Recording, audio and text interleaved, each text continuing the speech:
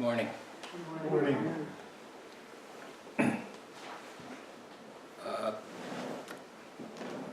In these talks for this Sangha, I've been trying to draw the connection between the arts and Zen in our practice, in our lives. Today I'm going to try by a kind of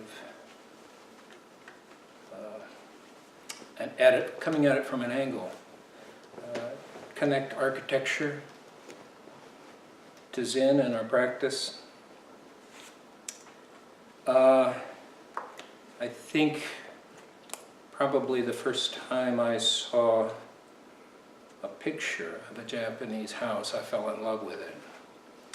Of course, I saw, the most pristine version of it, and it was just, stunning and gorgeous, full of wood and straw and stone and all these beautiful natural elements, and just the way I liked them. And everything had this kind of proportion that was somehow perfect. And so I was, from then on, curious about it. I don't know what age I was maybe 10 or 11 when I probably saw that picture.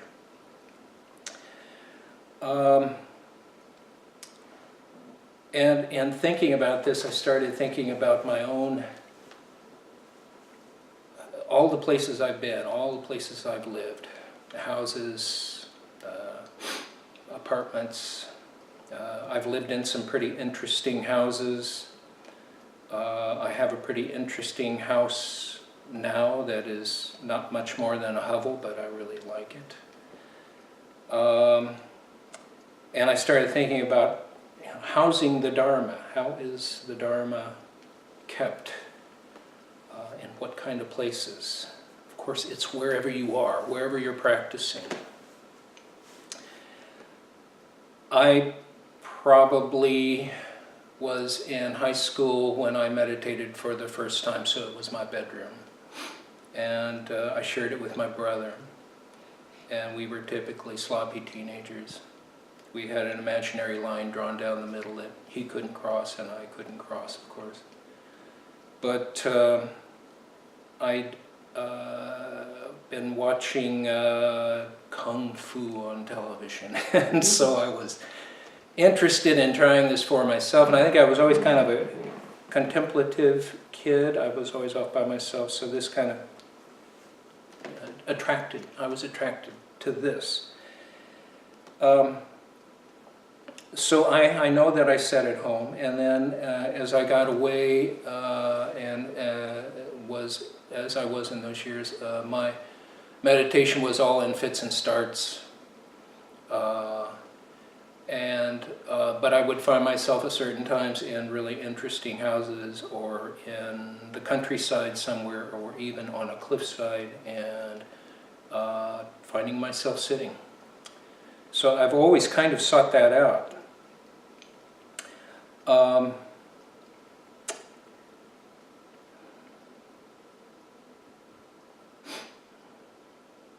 A lot of these places I've been have an extremely interesting history. One of the first places that I lived, I turned the attic into a kind of a private area. I didn't call it a zendo, but it was where I would go and sit.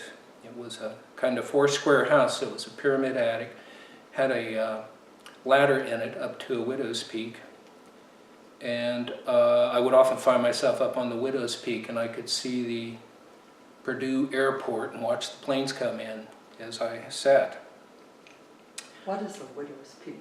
Widow's Peak, if you can imagine a pyramid and you just slice the top off, and so there's this square or rectangular area on the top, and the history of a widow's peak, it's usually in sailing communities, it's where the wife of a sailor or the captain's wife would go to the top and look for the boats, because you could get the best view of the ocean that way. And a lot of them didn't come back, therefore widows. In one of the houses I lived in, this house I'm talking about in West Lafayette, it was built in the 1880s. It's built into a hillside. It was really more of a story and a half. The fact that it was built into a hillside rendered a certain portion of the basement or the bottom floor as basement. And that basement was a speakeasy. There was a swinging door that came from the actual, well, the real basement into the speakeasy. And there was a bar still there.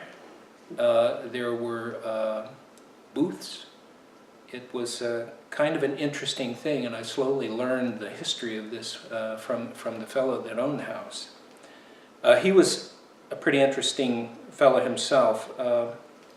He was my dad's best friend.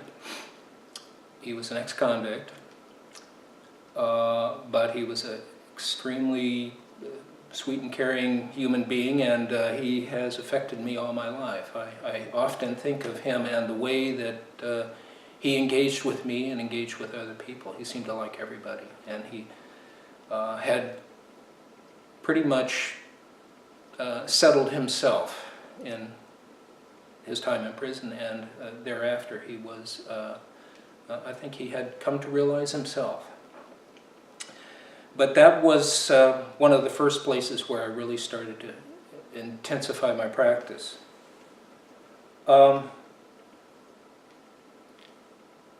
I lived in Yellowwood Forest, had a house there for a number of years. It was a hunting lodge that my father and Sam built. And Sam passed. My father was incapacitated and could no longer come down, so I purchased the place from them and proceeded to make it my own. I put a second story on it, and I tried as much as I could in my own uneducated way, uneducated about Japanese houses and aesthetic, tried to make it look somewhat Japanese. I used beams, big solid beams. I used wood wherever I could. I was intrigued by the kinds of colors that you could get from clay and stucco. This wonderful clay green color, and it just was the perfect color to offset the red of the cedar.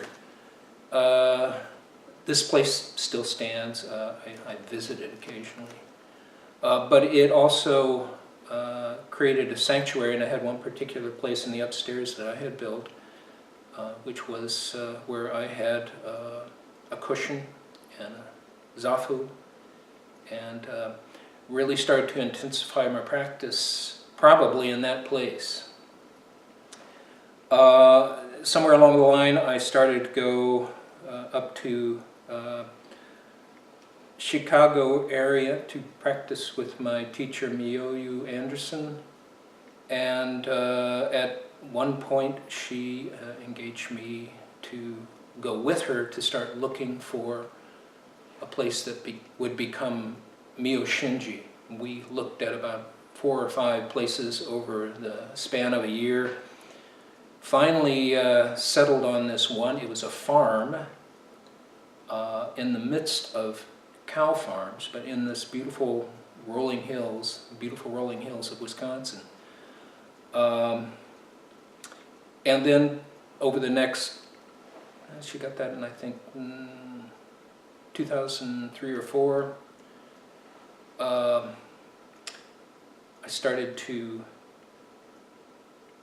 change the house, a portion of the house, into a zendo. And there was a garage next to it that was half buried in the earth. It's where the guy who owned the place before, he was a semi driver, he kept his semi in this garage. So it was kind of a big place, had a concrete floor, kind of DIY construction, so there was a lot of fixing to do. So I started working on that, and I gave Miyoyu plans about how to change it over to a temple and how to heat it, and that came to fruition a couple of years ago. Actually, it'll be 2 years ago this October. She had her inaugural sit there. I was kind of proud to be part of the beginning of all that, and just glad to see that she somehow managed to pull it off, and it's a really cool place now, and it's just a cool place to go.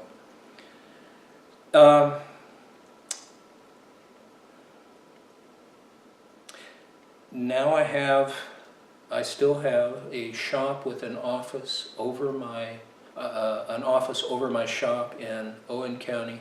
That's my Zindo there. That's where I sit. It's a tiny room.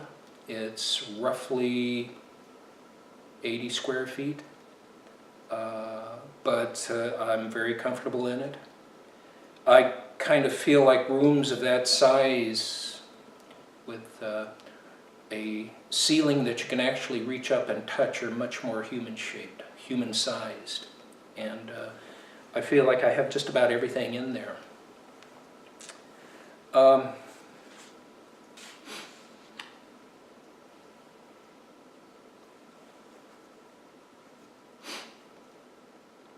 One interesting story is I spent a summer working as second carpenter in a fish processing plant in Port Moller, Alaska, which is on the end of the Aleutian Stretch, the last part that is still contingent with Alaska proper before water starts to separate out the islands of the Aleutians. It was an incredible experience, just how beautiful it was up there, except that I was working all the time. We put in 12 and 14-hour days there almost every single day. I had to sit in my room if I was going to sit at all, and it was tough to do. One time it was particularly tough. There was a gale blowing out of the west across the Siberian Strait, or Strait, what is that? Strait of Siberia? Bering Strait.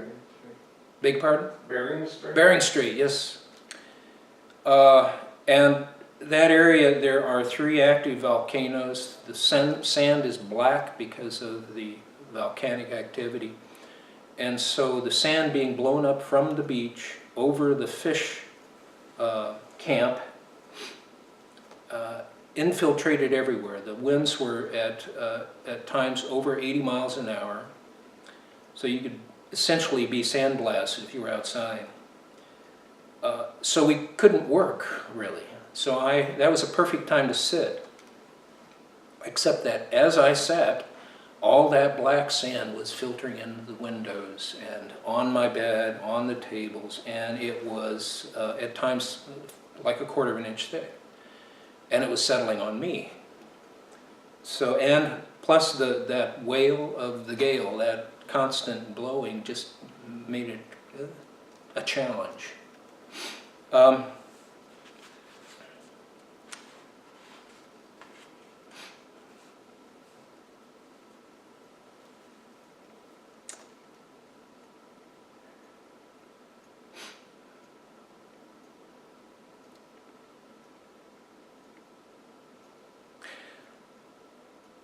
I'm struck by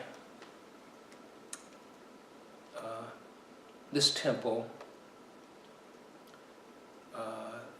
The one thing I really like about it, and the one thing that really scares me, is that there's only one way in and one way out. However, I often think about coming in here, and I was taught as you walk in the door, you stand outside the door, there's kind of a moment, you step in with your left foot, and then of course bow to the Buddha. And so if we think about it in the terms that I just described, there's a sort of a change, I think, that happens. And that also happens, I think, in some houses, in some places we go. I mean, there's a very different feeling from the parking lot of Walmart and when you walk in. You know, it's noisier and it's crazier. It's still all crazy, but kind of, I feel like a building like my house, it provides a sanctuary. It provides a place for a kind of change to happen. And one of the ways I think about what happens here in practice is that when we sit, we come in, of course, there's that change, and then we move to the cushion. There's the other change that we hope will happen, and it's more like a changing of the habit of mind. There are times when during sesshin I'm struggling with it, and I'm thinking about what the habits of my mind are at that point.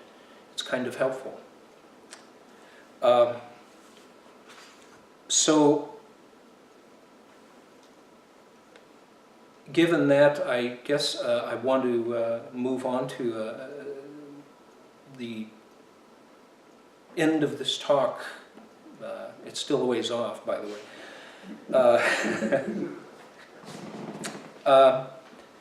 In my research, I was looking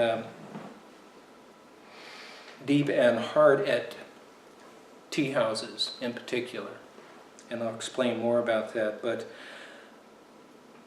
kind of to preface that is, I think it's no secret that I really love wood. I love all kinds of wood. I love places made of natural, unadorned wood, unadorned materials, nice and simple. It's that same attraction I had for the traditional Japanese house that I was looking at as a boy.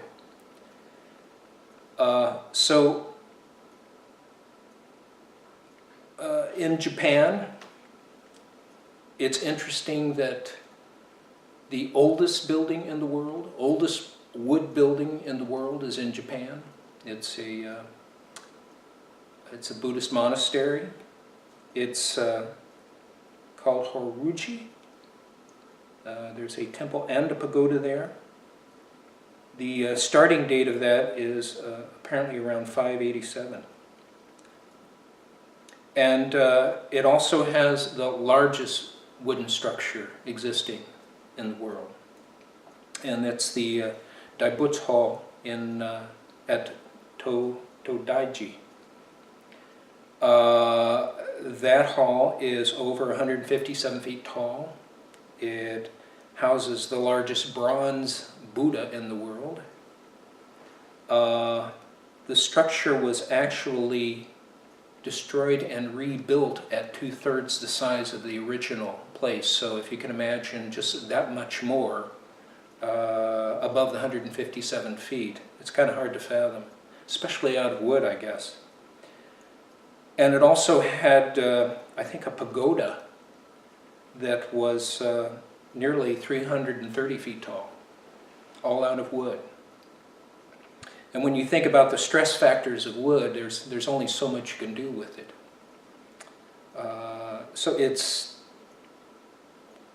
I'm fascinated by it, and at some point I've got to steel myself and make the flight to Japan. I hate to fly, and have a look at these things.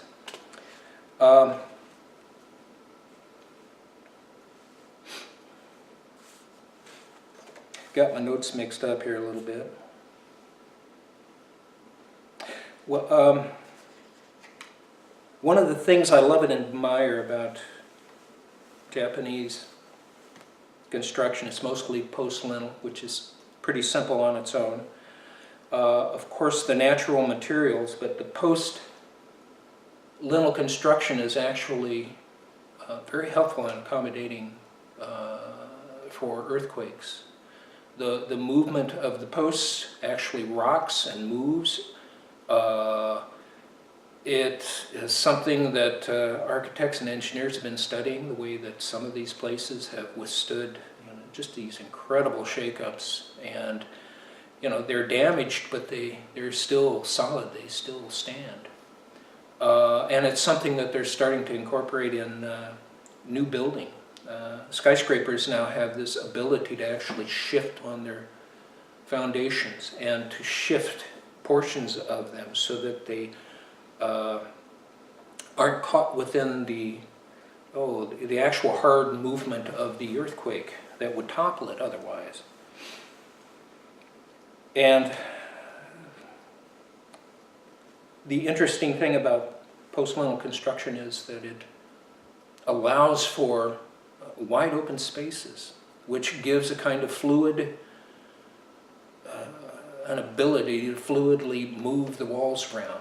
You know, there are solid walls, but many Japanese houses have walls that are, of course, paper and are like shoji screens, can be completely opened or completely moved. Lack of supporting walls necessary, like in conventional construction here, wouldn't allow for that necessarily. And it also allows for a special kind of roof. Many houses, temples, have an emphasis on the roof. It's a kind of an adornment, but it's also takes up as much as half of the elevation. If you look at it from any elevation, I've always admired that. It also makes it kind of dark inside with the really broad eaves.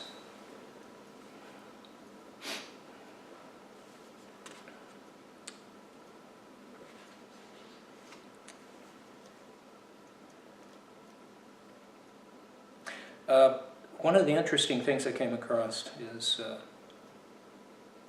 the religious buildings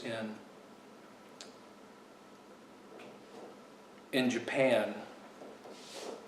The buildings that are devoted to Buddhism, and this religion that embraces the impermanence of things. It's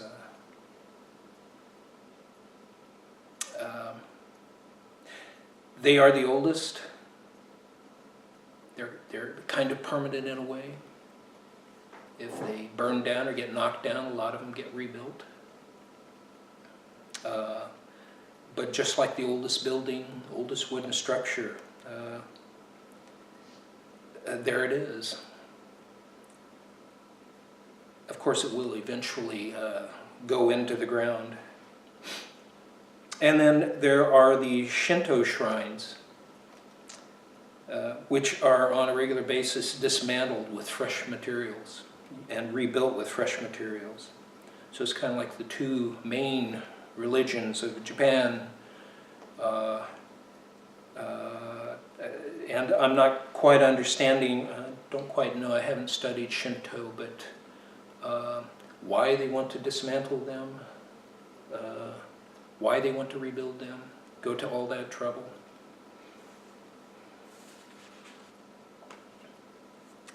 Okay, now on to the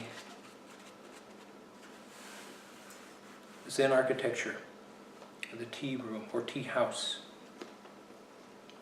In my first talk, I was using a tome that Hoko gave me that discusses the qualities of the Zen arts. And there were 7 things that I can't recall all of them, but asymmetry, simplicity. There's something called lofty dryness, which I still puzzle over, but I wonder what lowly wetness is. You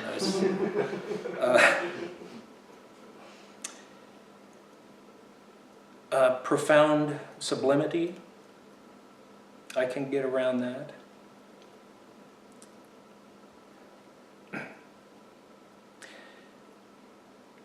The tea house is the one place where the author of this, it's part of this, says that the architecture actually sings with those Zen qualities.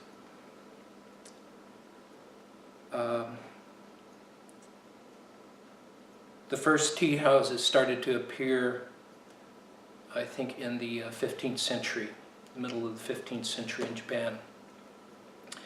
They were sort of the idea was sort of borrowed from the monasteries. There would be a kind of study room, I guess, or a building unattached. It was like a study. It was like a separate little house where people would write. And this is kind of unique because this is the point where you see how Zen was part of the lay culture, because it wasn't started, the tea rooms were not started by monastics. They were started by lay practitioners of Zen. And of course, in my mind, the most famous person that this relates to is Rikyu, who was the fellow that canonized the tea ceremony. And he either built or designed and had built a 2-tatami grass hermitage tea house, referred to as a soan. I think soan means something like small house, if I'm... Grass hut? Okay. I heard and read several different things. And then there is the other one that is a shoin, or study or writing house. So basically it came up as two structural styles of tea houses from that period of time. Apparently there were many lay people that's, you know, once, well, considering your means, you would either build a shoin, which would be the study or writing house, or the soan, or the grass hut. And I guess it seems like there's an actual progression where it moved from the shoin, the mannerly or the emperor would have this study built adjacent to the house within the garden. And the, what do I want to say, rougher people, the people with less means, would build with what they had. Therefore the grass hut, the soan. Rikyu revered the grass hut. He thought it was the best example of Zen expression. And I think it also appeals to me. It's sort of interesting that I'm attracted to it, but it also works to de-emphasize the hand of the builder. But everything is placed with great care, and also it seems like an eye towards not anti-aesthetics, but allowing the roughness and the mundaneness of the materials to sing, to be part of the beauty. Set within a garden, the garden would provide that wonderful thing I think I see in all kinds of Japanese architecture, is that there is little separation between in and out. And in some cases, entire walls are dismantled and pulled away, and the out comes in. There is an effort to take or to borrow the landscape, actually the mountains in the distance, not just the garden, but how it sets and the way the sun comes in, the forest beyond.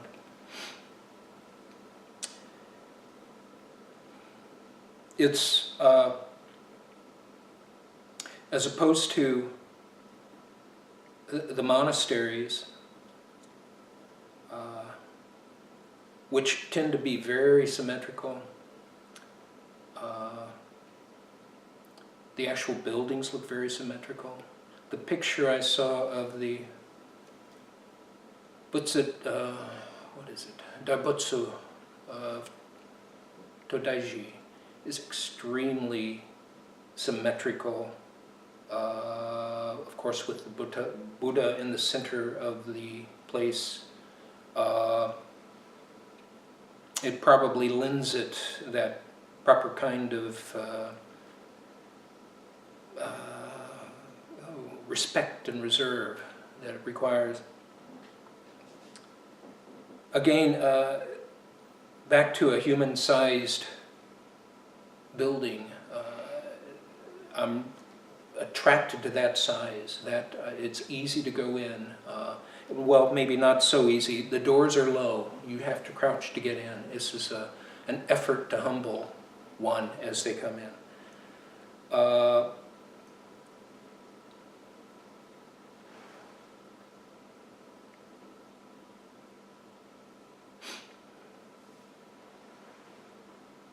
The simple materials and the imperfections, the perfect imperfections, bring one to this moment.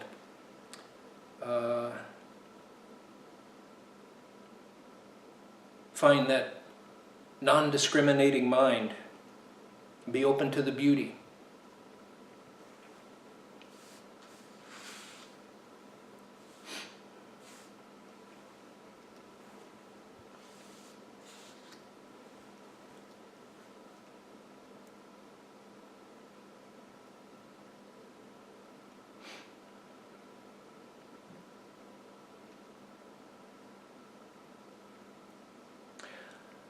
I have on my bucket list a desire to build a tea house.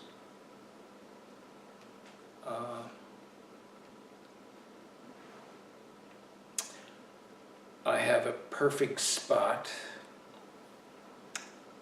I didn't realize this. At the new place I have, the new old place I have, I didn't realize why I fell in love with this place when I saw it, but it is built on a hillside,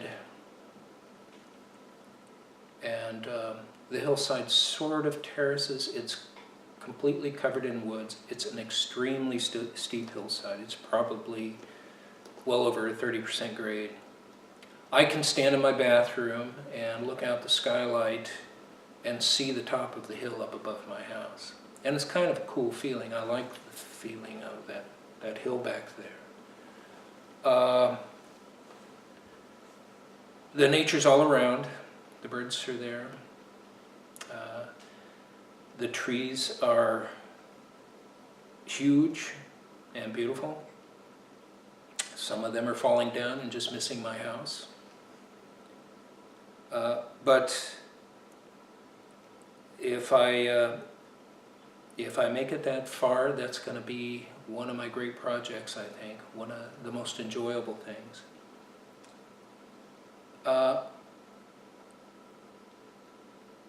And I would like to get into the tea ceremony. I'd like to find out about it. But the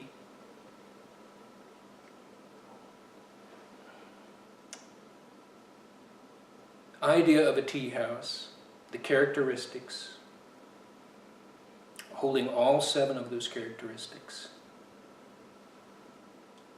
is, I think I agree with this author, it's a perfect expression of Zen. And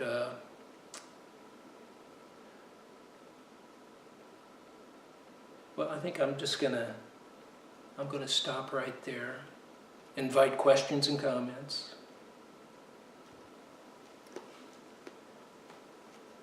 Yes?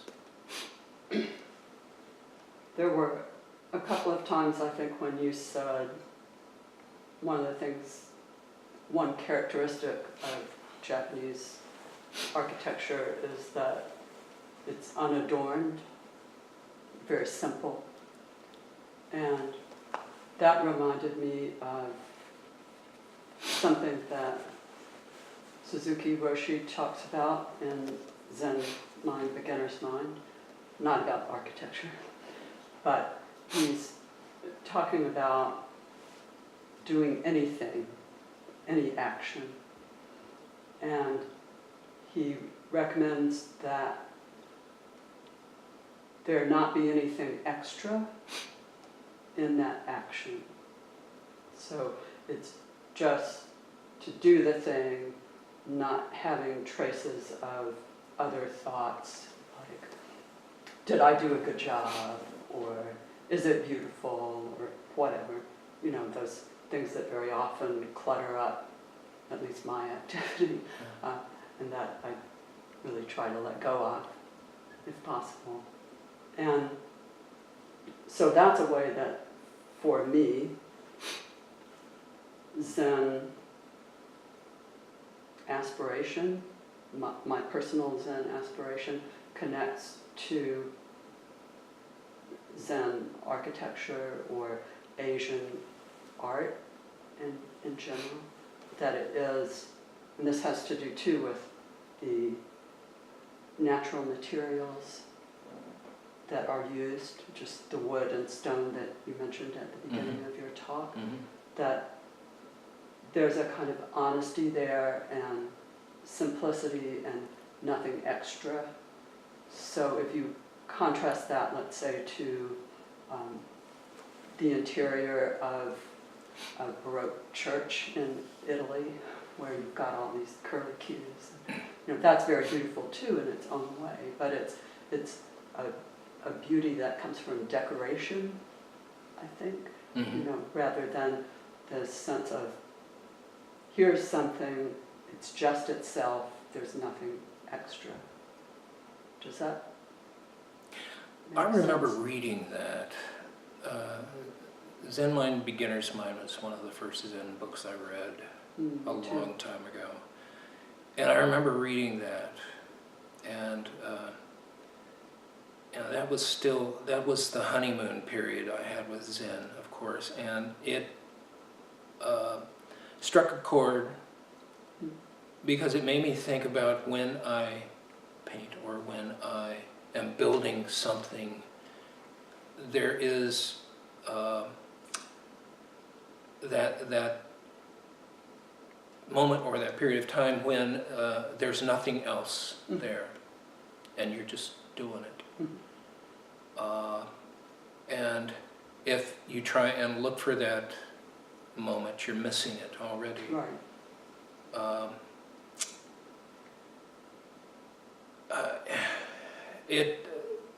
That I guess is, in those kinds of actions, the perfect expression of Zen.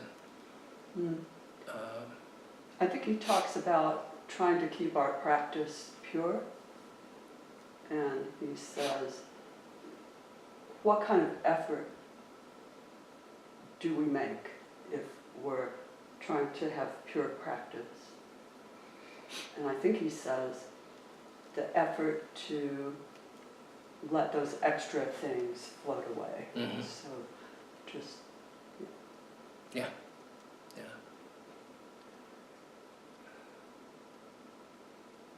But we need the practice too. We need to see the habit of mind. I surprise myself when I'm able to carry that mind out of the temple and into the things I do. Thank you. Yes. So because we have at least two Japanese here, you might want to ask them some more about the Shinto pulling down and rebuilding. It's an issue of purity. So interestingly, we have very, very, very old Buddhist buildings and quite new Shinto buildings, and there's a difference of approach there. Because with the Shinto, it's about purity, but we have people who could say something about that.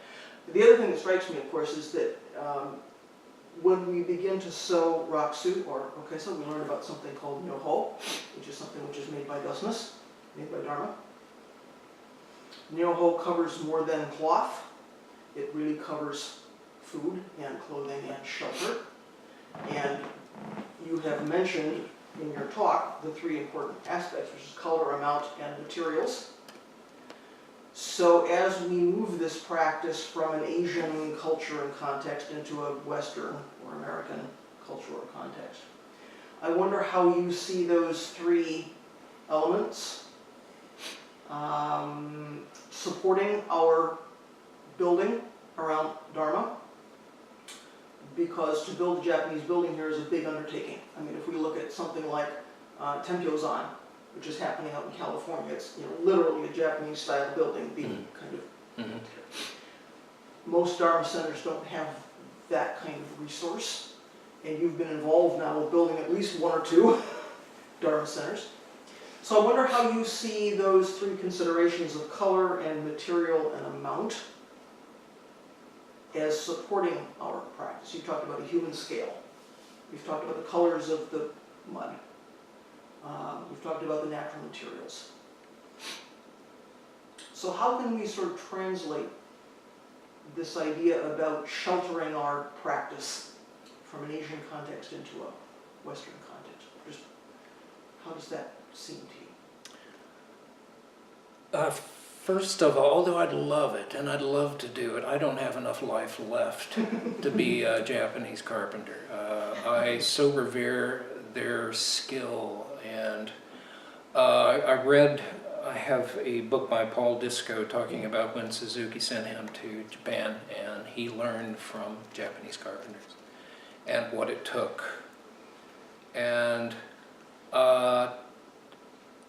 that's fantastic. But I think about using what we have.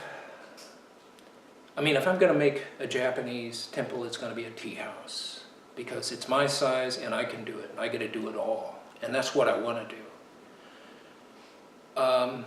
When I think about finding enough skill to do a temple in a kind of traditional manner, even getting close, I just think, where am I going to find people that can do that, unless we import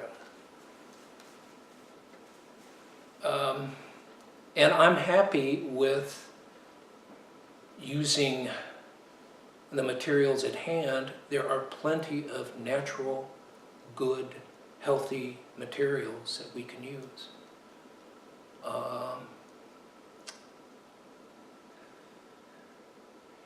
I think about the amount of time too. I mean, I'd like to see Sanshinji be in a stable place. I know how we're talking about it these days. I like this place. I don't like how it's built though, because I'm fixing it most of the time. So I'd like to see something done well, with healthy materials. And there was more to your question there.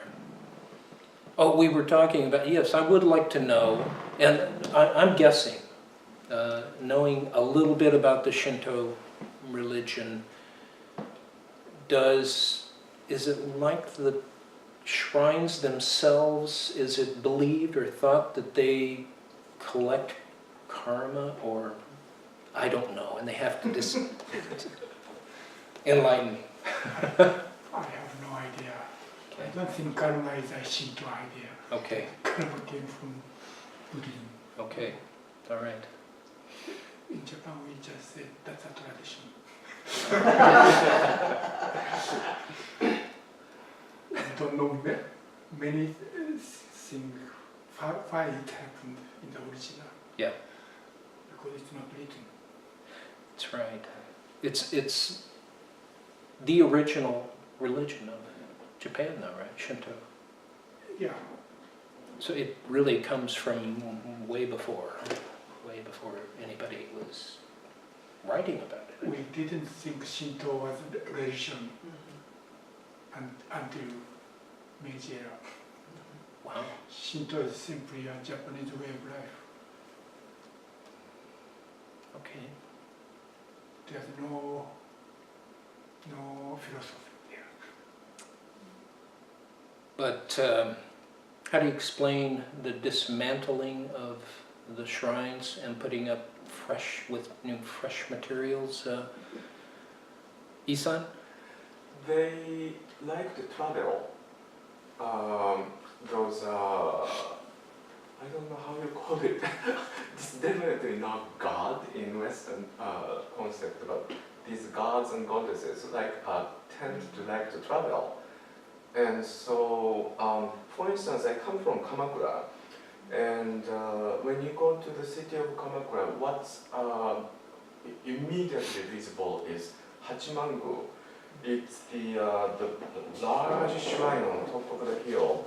It's supposed to be protecting the city because Hachiman is god of kami, of warriors.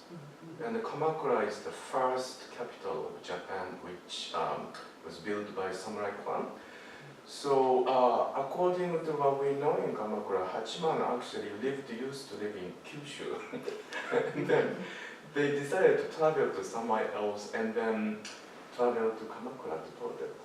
So they need new houses. And what I hear in the shrine there is, well, you know, they like new places. So every 10 years, I think in Kamakura it's every 10 years, they ask them to move into temporary housing, which is also built really nicely wood by wood, and then clean up the main house and rebuild it and ask them to move in. So it's a strange thing. I don't know, it's headlight out perhaps. Probably originally Shinto shrine is not painted, so the wood might be rotten after some years. Oh yeah. Well, that's interesting. What's going through my mind is painted wood rots faster than unpainted wood. Yes. Yep. Especially with the humidity and Yeah. rainy season and all Yeah. that. Yeah. But I have another thought. It changes a little bit from the subject we've been talking about, but when you mentioned Suzuki Roshi's book, I remember reading in one of Suzuki Roshi related books, there was a brief conversation between American students and Suzuki Roshi, and American students said something about, I like to go visit such and such temple in Japan. And Suzuki Roshi always gives a very short comment, probably because of the English issue. And he says, well, you can go there, but there's nothing going on. And I used to read that and thinking he was trying to say where the practice is the house of Buddha. But then, you know, I heard this from Hojo-san in San Francisco as well, and from other people from San Francisco. There's a very famous episode about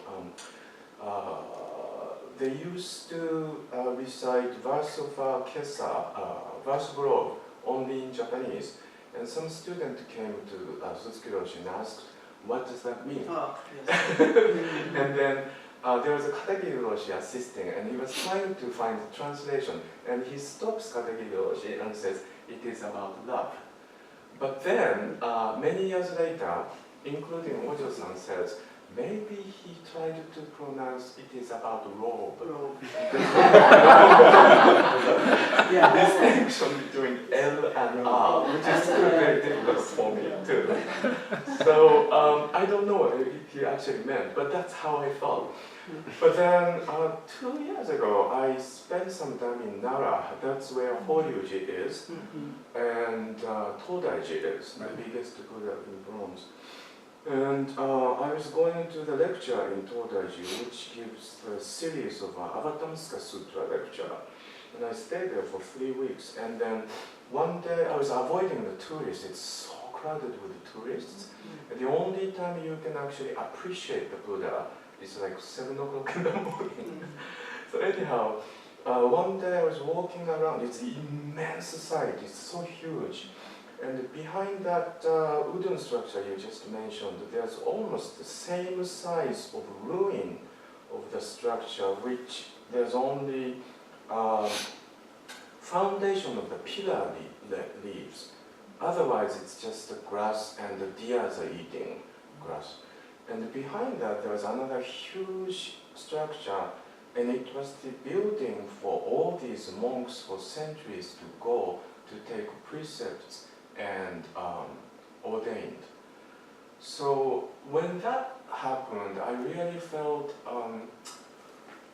kind of like expansion of view, so to speak. You know, in some Zen centers, we recite the lineage chart at the service, and I feel that's a little kind of forced for me because I really didn't feel much connection with this lineage chart. And especially later on from Hojo-san's lecture, I have heard it's kind of made up. But then when I was standing at the site, like 1,300 years old site, and you start to feel like hundreds of thousands of people got ordained here, you start to find like a strong sense of connection. It's almost like a visceral feeling of, wow, with all these people's effort for centuries, I actually have this practice here. So that was a really interesting thought. So I still like sightseeing this part about Kiroshi. Well, that's a good argument to go there as a priest, you know. Yeah. Anybody else? Sort of a comment, I guess. When I went to Japan to teach English before I ever practiced at all, so I wasn't really seeking out, you know, temples or anything other than as a touristy kind of thing. And one of the things that it's just sort of my sort of general takeaway from Japan was everything that you sort of think that you know about Japan, the opposite is also true at the same time. And one of those things, one of the ways that manifested itself is in the architecture, because they have these, as you just described, incredibly well thought out, beautiful buildings, but most of the architecture in Japan now is really pretty ugly. They're just things that are sort of, and there are like no zoning laws in Japan, so everything's just sort of built on top of everything else. Like where I lived, you know, there would be, you know, a 15-story apartment building next to a farm, next to a temple, next to a regular house, you know, so it just sort of seems like, but at the same time, I think that made the temples and Shinto shrines that were sort of like embedded in all of this urban chaos all the more special, because you'd just be going through this very kind of monotonous concrete landscape, and then all of a sudden you suddenly see a temple or a shrine, and it's kind of hidden away and like behind all these other buildings, and it has this very kind of special, like, oh, you know, let's go check that out. So that's my comment. Cool. Yes. Yes, I recently moved here from San Francisco, and in the Asian Art Museum they have a tea house that was built in Japan, of course site specific, but it was built in Japan and then brought over and installed, and it's really quite amazing. One side has the shoji paper windows, and every time I look at it I'm thinking, but what wall is that? How is there this wonderful light, diffused light shining through there? Because there's no window on the other side to let the light in. They have, you know, electric lights behind it to mimic sunlight. And it is a functioning tea house. They have a hearth in there, and they have big plate glass, plexiglass windows in front. And once a month they take those out and they have a tea ceremony there, and which is really special. But one of the things I always really marvel about that tea house is when you do get the chance to get up and go inside for the tea ceremony and look at how it was made, and no nails at all. But the thing that always strikes me is the ceiling, because the ceiling has 3 different sections of different kinds of wood with different textures, and some of it's sort of braided. And so it's actually, although the end result is very simple, it's very complicated if you look at how it's made. And I just love that about the tea house, because at first glance you think, oh, this is a very simple structure, and then you start looking at all the different materials, and you realize it's not simple at all. Yeah. One of the things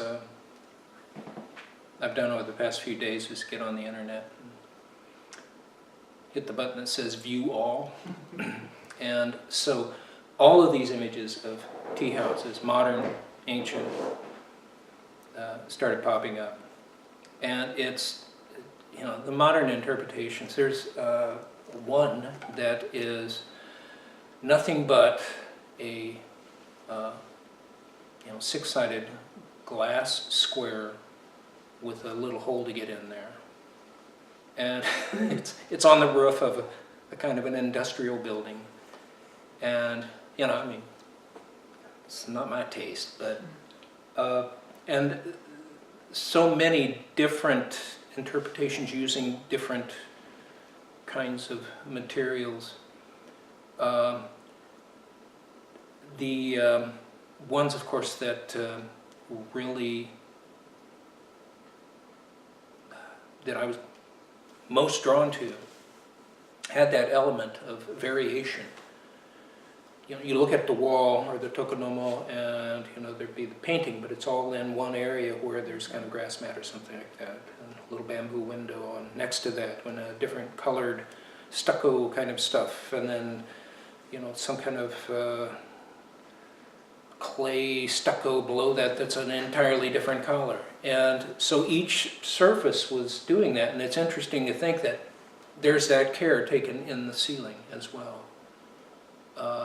That, you know, who looks up? But I suppose if you're in a human-sized place, it's a little more incentive to look up, to see what's surrounding you. I guess that's part of my fascination with it all, too.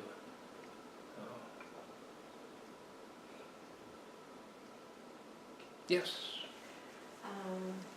I'm here in Bloomington for about 2 years, and I'm going back in 2 weeks. But one of my biggest dreams connected with this place is to have a house close to nature, because in Poland I live in Warsaw, in the very center of the city.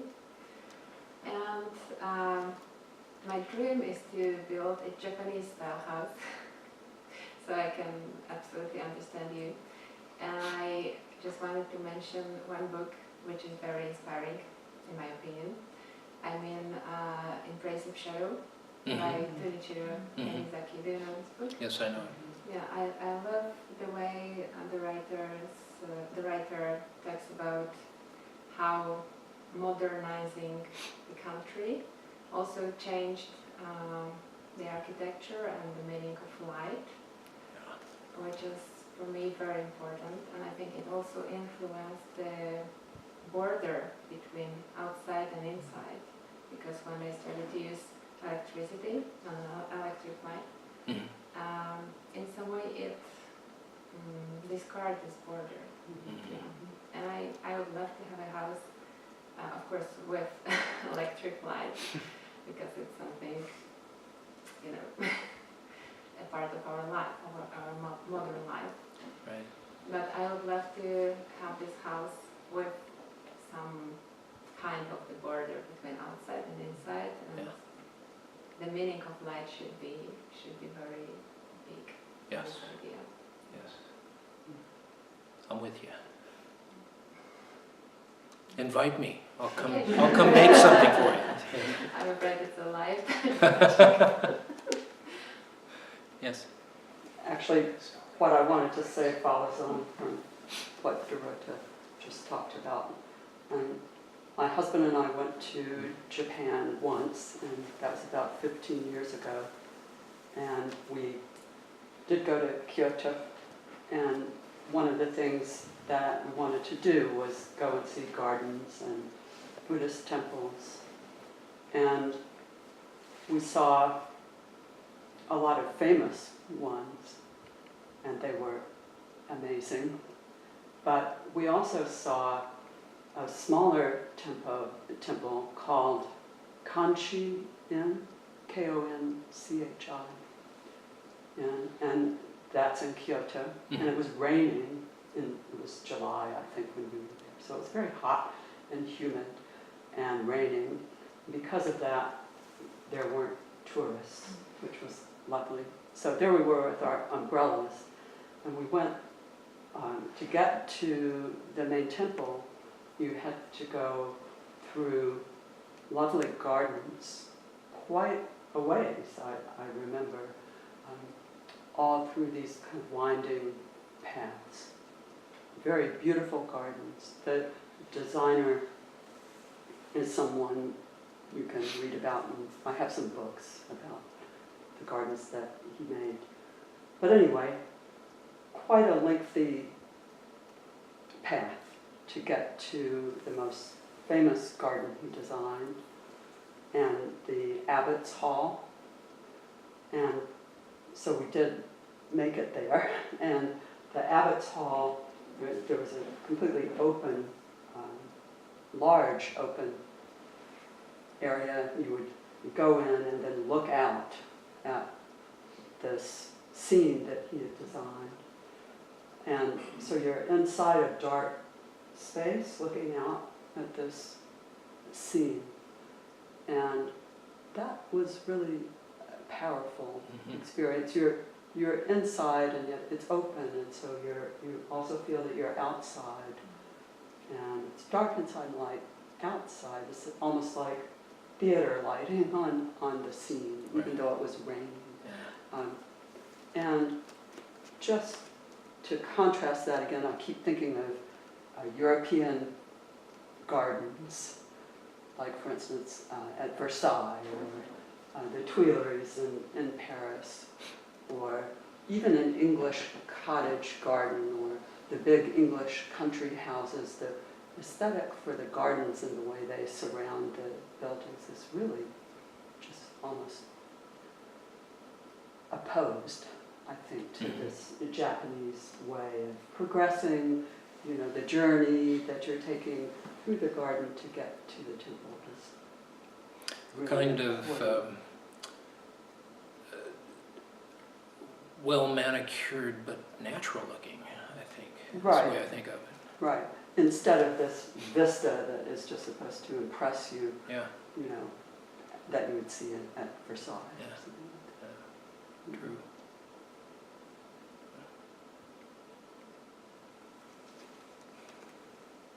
Mark? Yeah, I'd like to keep this theme going a little bit, because it did strike, in your talk, you're talking about the gardens for the outside, to where the outside is made in and the in is made out. You have the merging between the two, and it struck me as part of my practice. And I'm kind of curious to know, I'm still trying to formulate the question here, because I'm not really sure if there is a question. But, I mean, the thing that strikes me, like in the difference between Japanese and European gardens, in the European, you're making nature, right? You're commanding something. The wonderful triangular shrubbery and maze work. Whereas it seems to me in the Japanese architecture to where you're bringing the outside in and the inside out. And so you're making something, but you're also being made. And that kind of relates to something, I didn't attend a Genzo Way, and I didn't read all of the Dharma, but that relates to one of the sentences that I had heavily highlighted, to where it says, while the everyday activities of the active Buddhas invariably allows Buddhas to practice, active Buddhas allow everyday activities to practice. So we're making the outside in and the inside out, and then with the Dharma in the building, we are practicing the Dharma, and the Dharma is practicing us. But given we have big D and little d Dharma, Dharma is everywhere. Your practice is where you bring it. Your I still struggle to take my zazen off the cushion and onto the computer desk from time to time. It is rather troubling. But we do have this tendency when we make a home a domicile to separate, to make that to separate out and to make that sacred space. So, I made the conscious effort to make a separate room, not touch it. That's for my teacher, that is for guests. And it's come in handy, and it will continue to come in handy. And it's also where I put my altar and where I sit. So I've made that conscious effort to bring something, to take my normal everyday home that I brought, that is my Dharma. If people know me and you visit my home, you can attest that it's pretty much me. I have my hovels of computer everywhere. Yeah, I've seen your home. But, and I don't have just one computer desk, I now have two mobile desks too, But the question I'm trying to formulate is, where is that special, as everything is being made and everything is making us, where is that activity of making that special effort, especially in a house, in a domicile, and in our Dharma?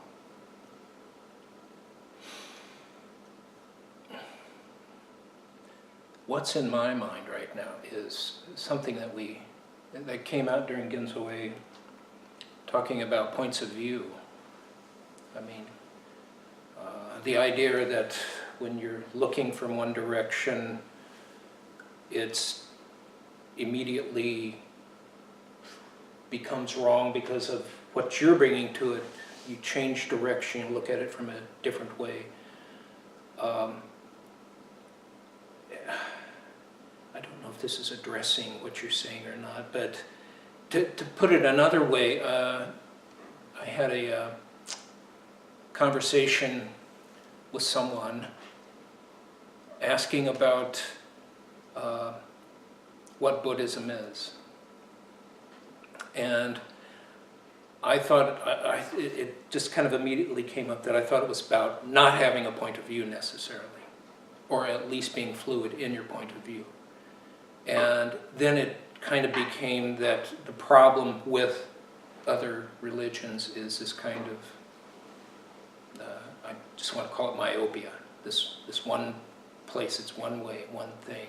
And Buddhism is not that. I mean, it allows for, it's the impermanence. It's that idea that things are constantly shifting and fluid.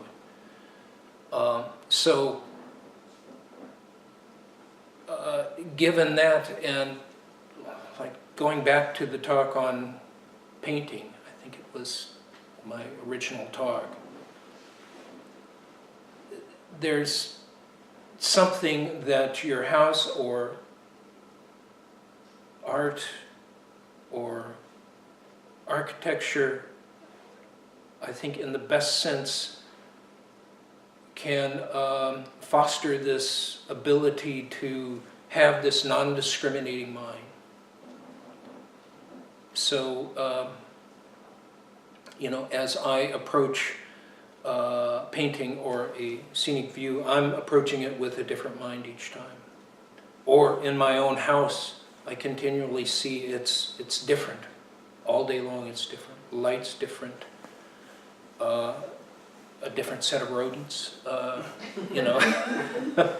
It's... So I think, and I hope I answered your question in a way, because I guess that's the way I think of it. The places that I am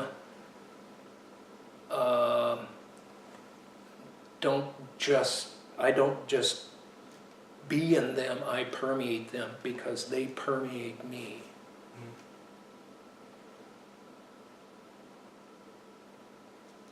Yeah, you answered it. Good, thank you.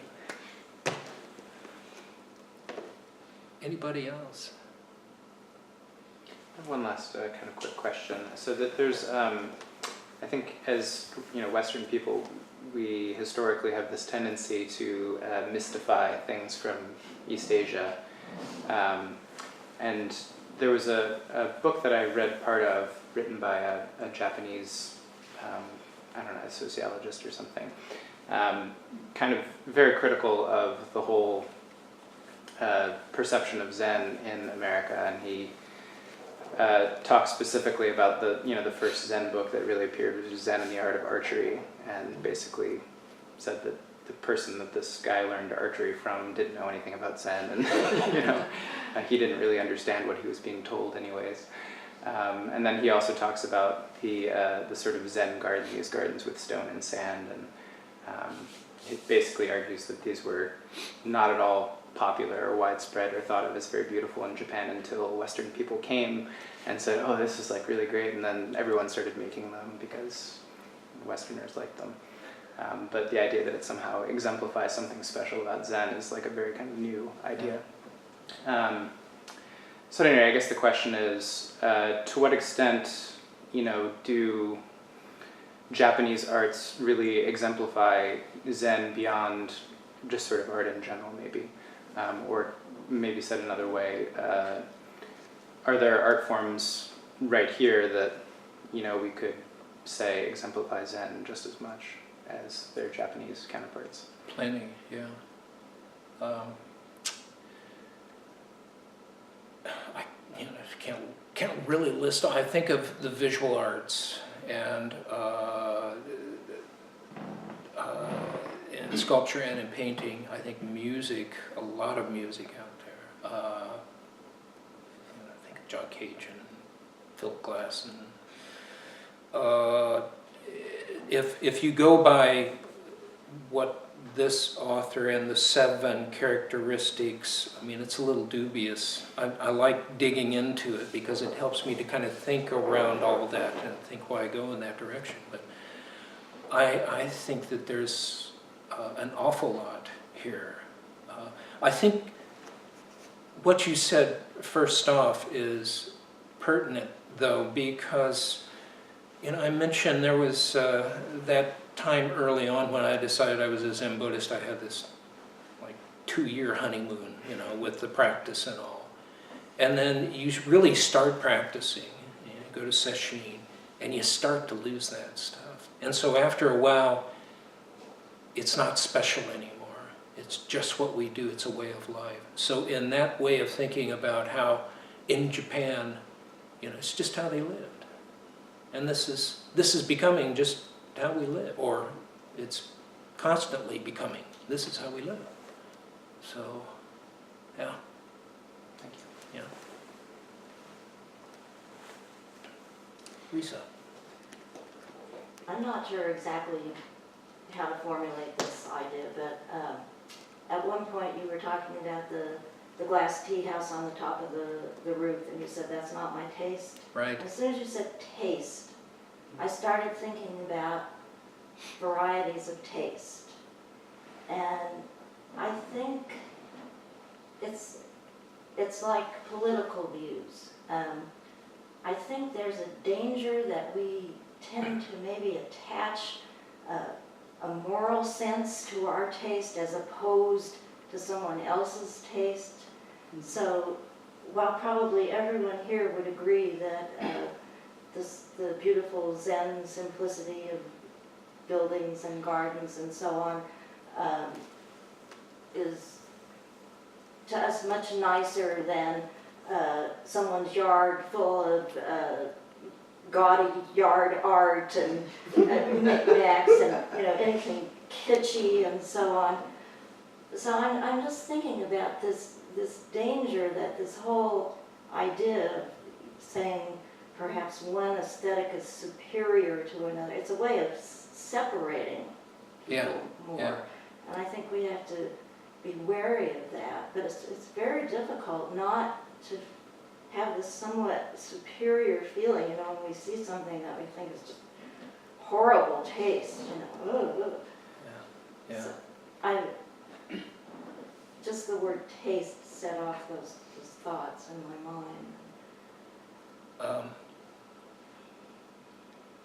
If you ever want to have your taste challenge or have a teenager, I just remember being just appalled at, my son and his idea of what's attractive, and he got the stupidest haircut once, and he just thought it was the most wonderful thing. And the idea of wearing your pants below he was doing that, and but I didn't challenge it all that much. Just because I was trying to give him his room. Of course, I had my own thoughts about it all, and I definitely don't want to live next to somebody who thinks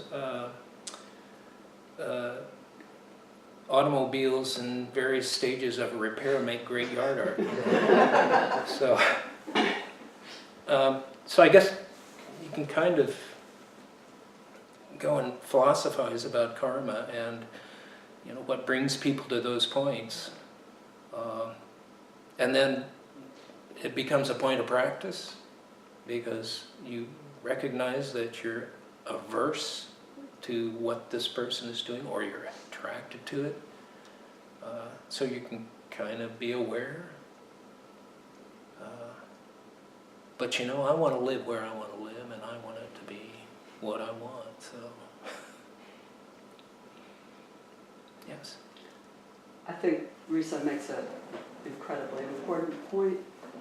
There I am judging again, which was just what you were trying to get away from, I think. But I think I've spent my life in the arts, especially music, but also visual art. And that's one of the hardest things to deal with in the arts, I feel, is, and you yourself talked about going through these critiques when you were a student. Right. And that process is really valuable, I think, but it's also, a way that people kind of trying to get up above other people and throw trash down onto them. Mm-hmm. So, and saying, this art is good, this other art is not good. There's a lot of actual violence done that way.